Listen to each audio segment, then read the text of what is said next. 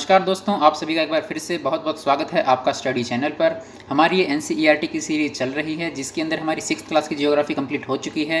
अभी हमारी 7th class की जियोग्राफी का चैप्टर नंबर 2 है, आज हम इस वीडियो में डिस्कस करने वाले हैं। ये सीरीज़ कुछ टाइम के लिए फ्री है, इसको थोड़े दिन बाद में जो है पेड कर दिया जाएगा। इसका बेनिफिट आप ज़्यादा से ज़्यादा लीजिए और अपने फ्रेंड्स के साथ में भी शेयर कीजिए। फेसबुक ग्रुप्स में, व्हाट्सएप ग्रुप्स में इसको ज़्यादा से ज़्यादा शेयर करें। हो सकता है ये सीरीज़ जो है आपके लिए जितने काम की है किसी और के लिए उससे भी ज़्यादा जरूरी हो, आप इसको ज़्यादा से ज़्यादा शेयर करें। आज का जो हमारा चैप्टर है, चैप्टर नंबर 2, इसका नाम है हमारी पृथ्वी के अंदर। जैसा कि नाम से पता चल रहा है, हम इस चैप्टर के अंदर क्या पढ़ने वाले हैं कि हमारी पृथ्वी किन चीज़ों से बनी हुई है और पृथ्वी के अंदर हमारा है क्या। मैं आपको यहाँ पर बिल्कुल भी थ्योरी नहीं पढ़ाऊंगा, यहाँ पर आपको टोटली जो है डायग्राम्स के थ्रू, फिगर्स के थ्रू जो इस बुक के अंदर दिए गए हैं और जो एडिशनल हम ऐड करेंगे उसके थ्रू आपको पढ़ाया जाएगा, जिससे आपको याद रखने में आसानी हो, समझने में आसानी हो। इस सीरीज़ का बेनिफिट आपको ये है कि आपका टाइम बचता है। हम इसके अंदर उतना ही पढ़ते हैं जितना हमारे एग्जाम पॉइंट ऑफ व्यू से जरूरी होता है। दोस्तों, आपके सामने ये जो है अर्थ दिखाई गई है, मतलब कि पृथ्वी। अब पृथ्वी के अंदर क्या क्या होता है ये भी आपको यहाँ पर दिखाया गया है। इसके बारे में आपने पहले भी पढ़ा होगा, आज इस चैप्टर के अकॉर्डिंग हम फिर से थोड़ा सा पढ़ लेते हैं। देखिए दोस्तों, पृथ्वी की जो है मेनली 3 परतें होती हैं, 3 लेयर होती हैं। जैसे कि आप सभी जानते हैं, आप सभी ने जो है ऑनियन तो खाया ही होगा, मतलब कि प्याज तो देखा ही होगा। जब हम प्याज को काटते हैं तो उसके अंदर बहुत सारी लेयर होती हैं, 1 बाय 1 वो लेयर निकलती चली जाती हैं और लास्ट में जो है एक सेंटर आ जाता है। ठीक उसी तरह से बिल्कुल सेम टू सेम जो है हमारी पृथ्वी भी होती है। इस पृथ्वी के अंदर भी हमारी 3 लेयर होती हैं और एक सेंटर होता है। वो लेयर कौन कौन सी हैं? सबसे पहली लेयर आती है परपटी, दूसरे नंबर पर आती है मेंटल और तीसरे नंबर पर आती है क्रोड। अब क्रोड के अंदर हमारे 2 भाग आते हैं, बाह्य क्रोड और आंतरिक क्रोड। देखिए दोस्तों, पृथ्वी की जो त्रिज्या है, मतलब कि जो रेडियस है, वो है 6400 किलोमीटर। रेडियस क्या होती है देखिए, मैं आपको यहाँ पर दिखा देता हूँ। जैसे कि ये हमारा सेंटर है, हम अगर सेंटर से यहाँ से लेकर के यहाँ तक कोई अगर लाइन लेते हैं तो ये इस अर्थ की जो है रेडियस कहलाती है। अगर हम यहाँ से इस पूरी लाइन को मिलाते हैं तो ये व्यास कहलाता है, मतलब कि डायमीटर कहलाता है। तो जो इसकी रेडियस है, मतलब कि ये जो इतना एरिया है, ये हमारा टोटल होता है 6400 किलोमीटर। बोलने को 6400 किलोमीटर होता है, आपको ऑप्शंस में भी 6400 किलोमीटर देखने को मिलेगा और हम पढ़ते भी 6400 किलोमीटर ही आए हैं। लेकिन इसकी एक्चुअल रेडियस जो होती है वो होती है 6371 किलोमीटर। अगर ऑप्शन के अंदर 6371 किलोमीटर मिलता है तो आप उस पर टिक करें, अगर 6400 किलोमीटर मिलता है तो 6400 पर क्लिक करें, लेकिन अगर दोनों मिलते हैं तो भी आपको 6371 पर ही टिक करना है। अब बात आती है जो हमने लेयर्स पढ़ी हैं उसके बारे में।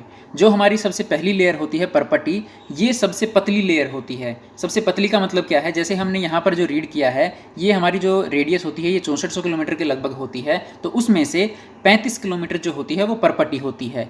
मतलब कि जो स्थल मंडल होता है, जैसे आप यहाँ देख सकते हैं ये स्थल मंडल है, तो जो स्थल भाग है इसके 35 किलोमीटर तक ये परपटी होती है, मतलब कि परपटी का भाग होता है।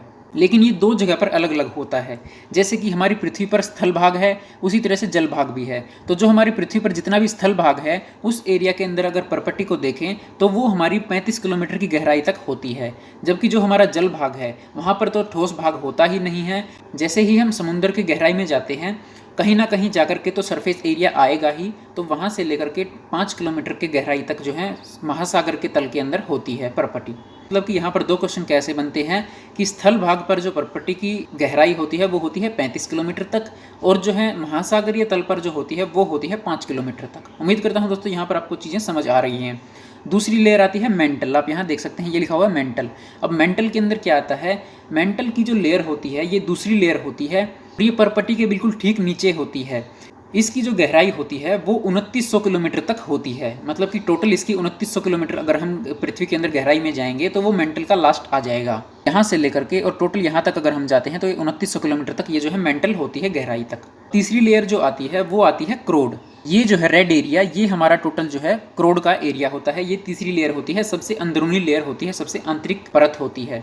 इसकी गहराई कितनी होती है? जैसे कि परपटी की गहराई 35 किलोमीटर तक होती है, मेंटल की गहराई 2900 किलोमीटर तक होती है। ठीक उसी तरह से जो आंतरिक क्रोड होती है, इसकी जो गहराई होती है वो 3500 किलोमीटर तक होती है। मतलब कि यहाँ से लेकर के और यहाँ तक का जो एरिया होता है ये हमारा 3500 किलोमीटर होता है। अगर हम इन तीनों लेयर्स को जोड़ें, जैसे कि हमने अभी बात की थी, जो मेंटल है वो 2900 किलोमीटर की गहराई तक है, मतलब कि यहाँ ऊपर से लेकर के और यहाँ तक का 2900 किलोमीटर होता है, और 3500 किलोमीटर ये बनता है। तो इस तरह से जो हमारी टोटल रेडियस हो जाती है वो यहाँ पर जो है ये 6400 किलोमीटर यहाँ पर हमारी जो है बन जाती है। तो इस तरह से आप इसको समझिए। ये 6400 किलोमीटर इसकी रेडियस होती है, जो कि 3 भागों में डिवाइडेड होती है, परपटी, मेंटल और क्रोड। अब एक चीज़ और आपको ध्यान रखनी है जो आपको कंफ्यूज करेगी। ये डाटा तो सबको याद रख लेता है, लेकिन जो एग्जामिनर पूछते हैं वो कुछ इस तरह से पूछते हैं कि पृथ्वी का कितना % हिस्सा पर्पटी है या फिर कितना % हिस्सा मेंटल है और कितना % हिस्सा क्रोड है। तो ये चीज़ है जो आपको याद रखनी है। तो जो पर्पटी होती है वो हमारी 1% होती है। पृथ्वी के आयतन का, पृथ्वी का जो वॉल्यूम होता है उसका 1% होती है पर्पटी। सेकंड आता है मेंटल। जो पृथ्वी का 84% एरिया है वो मेंटल होता है और जो बचा हुआ 15% एरिया होता है वो क्रोड होता है। ये चीज़ आपको यहाँ से याद रखनी है। यहाँ पर आपकी जो है पृथ्वी का अंदरूनी भाग जितना भी है उसके बारे में आपकी चीज़ें यहाँ पर कंप्लीट हो जाती हैं।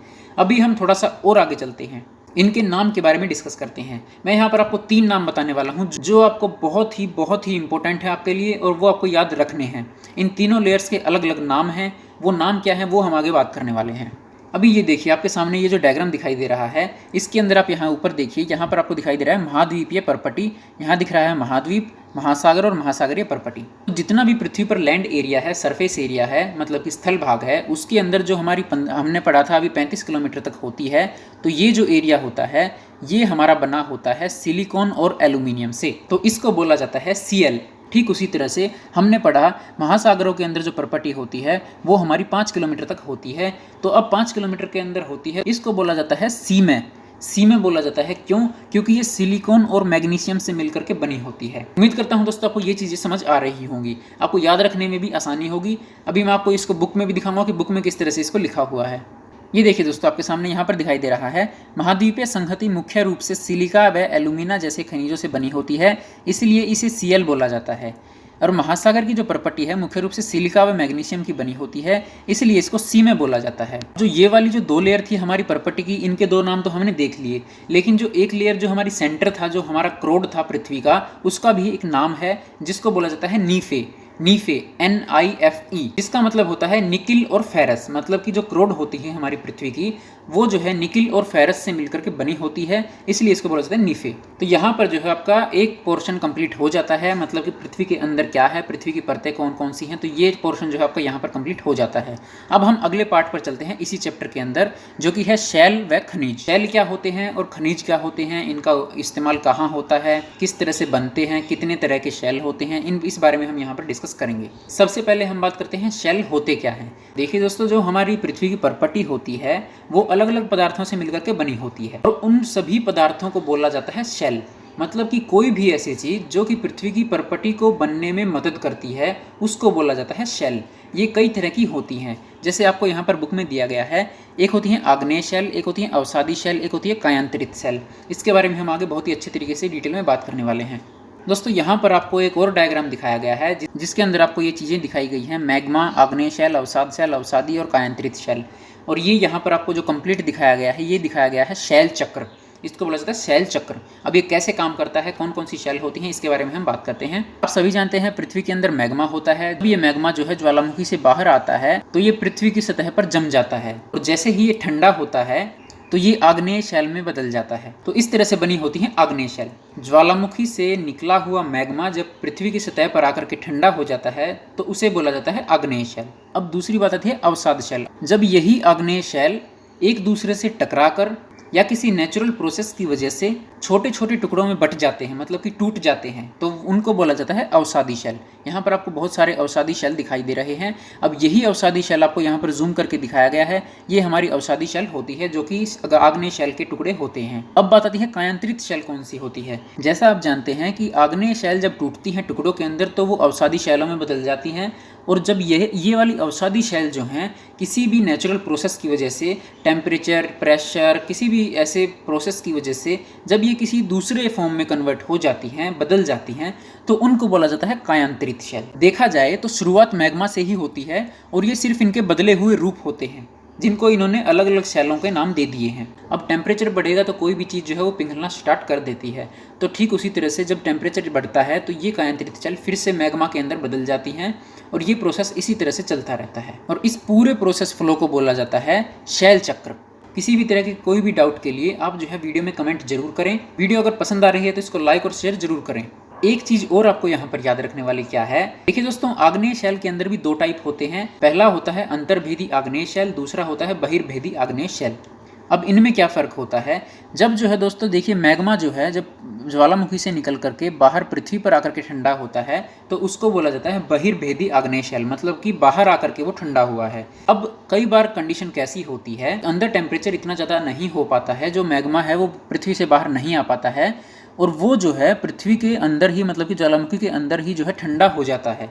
ऐसी शैलों को बोला जाता है अंतर्भेदी शैल या फिर अंतर्भेदी आग्नेय शैल। यहाँ पर आपको इस बुक के अंदर दो डायग्राम और दिखाए गए हैं, एक दिखाया गया है लाल किला, एक दिखाया गया है ताजमहल।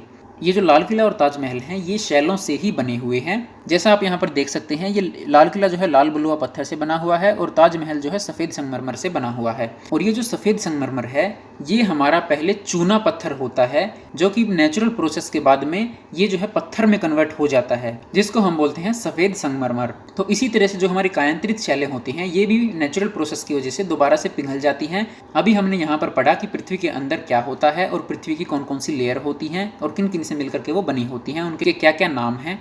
अभी बात करते हैं खनिजों की। देखिए दोस्तों, हम जो है कोयला भी इस्तेमाल करते हैं, प्राकृतिक गैसें भी इस्तेमाल करते हैं, पेट्रोल भी इस्तेमाल करते हैं, हमें जो है पृथ्वी से लोहा भी मिलता है, एल्युमिनियम, गोल्ड, यूरेनियम, ये सब चीज़ें जो है ये हमारी खनिज होते हैं। अब आप यहाँ पर एक लाइन देखिए, यहाँ पर सबसे ऊपर लिखा हो शैल विभिन्न खनिजों से बनी होती हैं।